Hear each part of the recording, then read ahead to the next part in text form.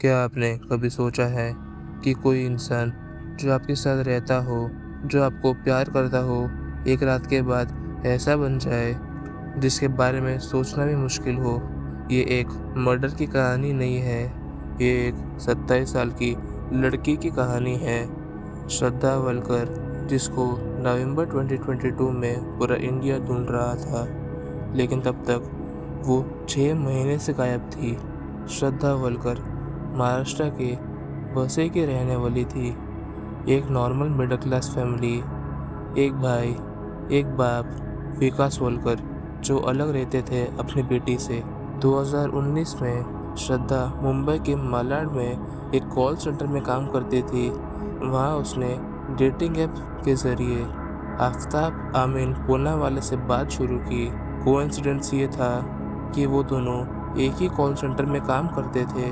दोनों में रिश्ता बन गया, लेकिन दोनों के परिवार इस रिश्ते के खिलाफ थे, खासकर इसलिए ये एक इंटरफेथ रिलेशनशिप थी। श्रद्धा हिंदू थी, आफ्ताब मुस्लिम था। श्रद्धा के फादर ने ओपनली मना कर दिया।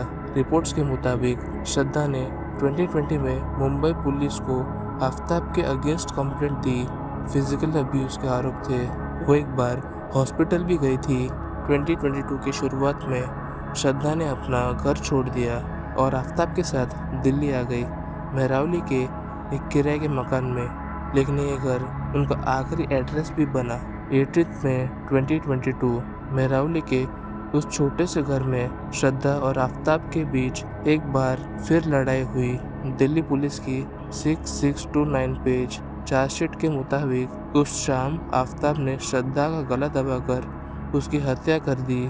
उसके बाद इंटरोगेशन में पुलिस को बताया कि वो पहले भी ये सोचता था, लेकिन रोक लेता था, उस रात नहीं रोक पाया।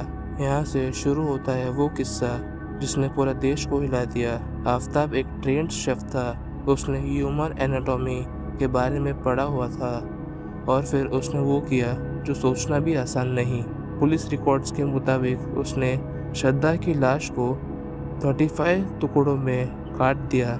इस चीज़ के लिए उसने बाजार से एक आरी, 3 ब्लेड, एक हैमर और प्लास्टिक क्लिप्स खरीदे।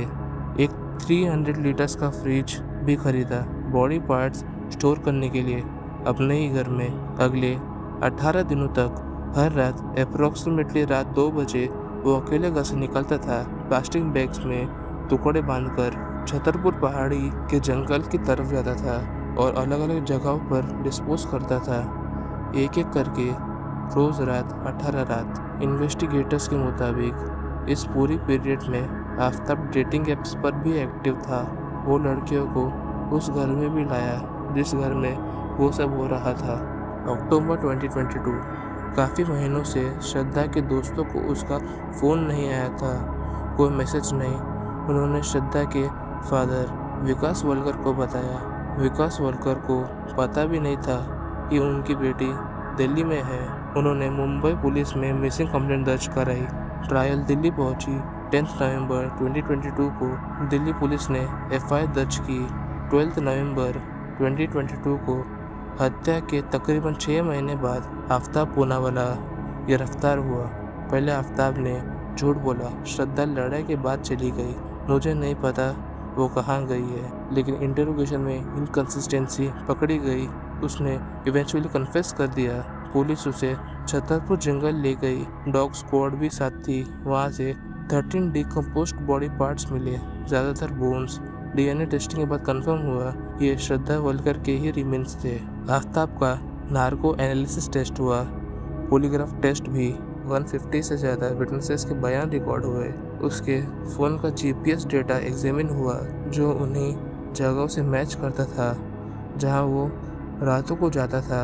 जनवरी 2023 में दिल्ली पुलिस ने एक चार्जशीट फाइल की। आईपीसी सेक्शन 302 हत्या और सेक्शन 201 एविडेंस छुपाने के तहत।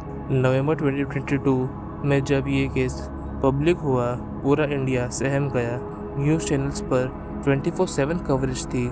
सोशल मीडिया पर हैशटैग श्रद्धा वलकर घंटों तक ट्रेंडिंग था।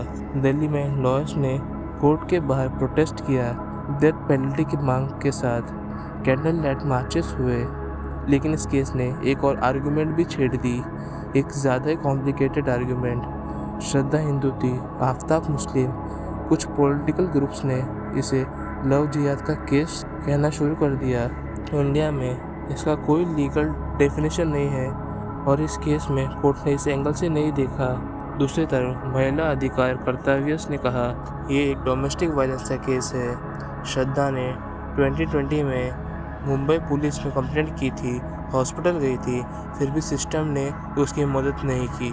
BBC, CNN और इंटरनेशनल मीडिया ने भी इस केस को कवर किया और ये सवाल उठाया कि इंडिया में लिव इन रिलेशनशिप्स में महिलाओं की सुरक्षा के लिए क्या हो रहा है।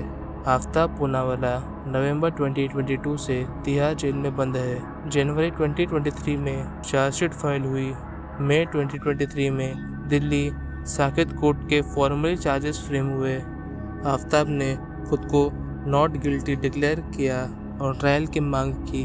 ट्रायल शुरू हुआ। श्रद्धा के फादर विकास वलकर, भाई श्रीजय वलकर और दूसरे विटनेसेस ने कोर्ट में बयान दिया और प्रोसिक्यूशन विटनेसेस की क्रॉस एग्जामिनेशन जारी रही।